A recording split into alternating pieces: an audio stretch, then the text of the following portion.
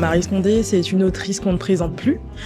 C'est un patrimoine fort pour nous, Guadeloupéens. Maman a eu beaucoup de temps durs, de déceptions. Je la voyais, je la suivais, elle organisait des conférences, des ateliers. Mais ce qui m'a étonnée, c'est qu'elle n'a jamais abandonné. Elle s'est jamais découragée.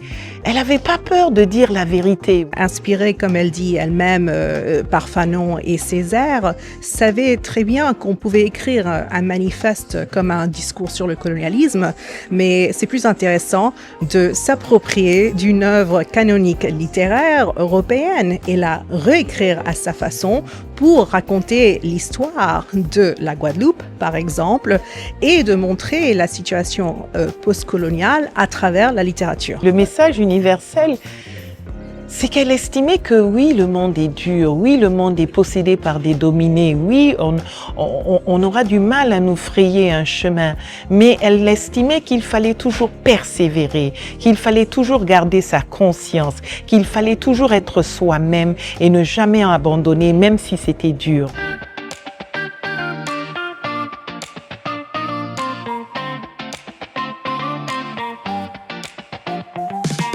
Ce que je retiens chez elle, c'est ses petits accords avec la vérité, tout le temps. Ça donne, c'est une femme audacieuse et c'est inspirant, ça donne envie. Ça donne confiance en soi, d'une part. C'est quelqu'un qui a toujours dit ce qu'elle avait à dire. Et ça, c'est une force. Maryse Condé, pour moi, une personne extrêmement importante. J'ai eu la chance de la connaître il y a plus de 20 ans. Elle m'a beaucoup inspirée, elle m'a toujours encouragée. Elle prenait avec elle des étudiants un peu partout dans le monde comme moi, aux États-Unis, et nous encourageait à écrire et à développer nos idées et à travailler sur elles.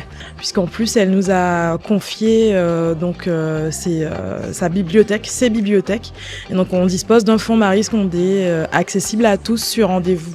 Pour moi, elle était retranchée dans les montagnes.